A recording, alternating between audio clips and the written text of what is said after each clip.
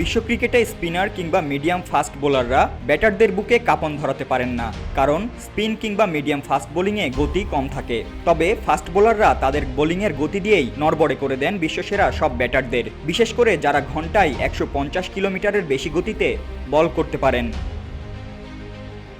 Australia, New Zealand, West Indies, পাকিস্তানের মতো দেশে এমন গতি তারকা অনেক আগে থেকেই ছিল। তবে 3 যুগেরও বেশি সময় ধরে আন্তর্জাতিক ক্রিকেটে বাংলাদেশ খেললেও এমন কোনো গতি তারকা পায়নি টাইগাররা। কিন্তু বর্তমানে সময়টা বদলেছে। এই বাংলাদেশ আর আগের মতো নেই। নতুনত্বের ছোঁয়ায় বদলে গেছে পুরো দল, সেই সাথে যুক্ত হয়েছে নতুন প্রতিভাও, যার প্রমাণ মিলছে মাঠের খেলায়। বাংলাদেশের বোলিং আক্রমণ স্পিন নির্ভর হলেও গত কয়েক বছর ধরে দাপট দেখাচ্ছেন পেসাররা। তাসকিন, মুস্তাফিজ তো ছিলই, বর্তমানে এই ইউনিটে আগুন ঝরাচ্ছেন শরীফুল ইসলাম, হাসান মাহমুদের মতো বোলাররা, যারা দেশে বিদেশে একের পর এক রেকর্ড গড়েই চলেছেন। তবে এত রেকর্ডের মাঝেও যে একটি অভাব রয়ে গেছিল, আর তা হলো গতি। পেস বোলিংয়ের ক্ষেত্রে মুস্তাফিজ, তাসকিন, শরীফুলরা ভালো করলেও গতি বিবেচনায় কেউই 150-এর ঘর ছুঁতে পারেননি। বাংলাদেশের হয়ে সবচেয়ে বেশি গতিতে বল করা বোলার ছিলেন রুবেল হোসেন।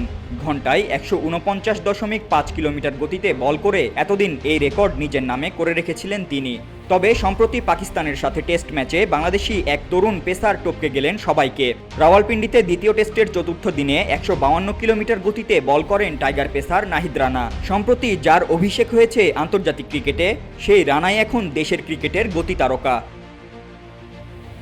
চাঁপাইনবাবগঞ্জ জেলায় বেড়ে ওঠায় দ্রুত গতিতে বোলিং করা এই পেসার দিনে দিনে পরিচিত হয়ে উঠেছেন চাঁপাইনবাবগঞ্জ এক্সপ্রেস নামে। 2020 সালে রাজশাহীর একটি ক্রিকেট একাডেমিতে প্রশিক্ষণ নিয়ে ক্রিকেট খেলা শুরু করা নাহিদ শুরুতে রাজশাহী বিভাগের ব্যাটসম্যানদের জন্য নেট বোলার হিসেবে কাজ করতেন এবং পরে তার উচ্চগতির বোলিং দিয়ে নির্বাচকদের নজর কাড়েন। 21 বছর বয়সী পেসারের ক্যারিয়ারে এটি তৃতীয় টেস্ট। চলতি বছরের মার্চে সিলেটের শ্রীলঙ্কার বিপক্ষে অভিষেক হয়েছিল তার। শুরুতেই নিজের প্রতিভার জানান দিয়েছিলেন তিনি, গতিতে মুগ্ধ করেছেন সবাইকে। অভিষেক ম্যাচের প্রথম ইনিংসে 3 উইকেট নেওয়ার পর দ্বিতীয় ইনিংসে নিয়েছিলেন 2 উইকেট। আর চলতি সিরিজে পাকিস্তানের বিপক্ষে প্রথম টেস্টটি ছিল তার ক্যারিয়ারের দ্বিতীয় আন্তর্জাতিক ম্যাচ। ওই ম্যাচে তিনি নিয়েছেন 1 উইকেট। কিন্তু নাহিদের ক্যারিয়ারের মোড় ঘুরে সিরিজের দ্বিতীয় টেস্টের দ্বিতীয় ইনিংসে। এই ইনিংসে 4 উইকেট নেওয়ার আগে প্রথম ইনিংসে নিয়েছিলেন 1 উইকেট। সব মিলিয়ে 3 ম্যাচের আন্তর্জাতিক ক্যারিয়ারে তার শিকার 11 উইকেট। আর নাহিদের মতো গতি তারকারাই জানান দিচ্ছে এই বাংলাদেশ যেন এক নতুন বাংলাদেশ। এই বাংলাদেশ দমে যাবার নয়, থেমে থাকার নয়। অভিজ্ঞদের সাথে তারুণ্যের মিশেলে এই বাংলাদেশ যাবে বহুদূর।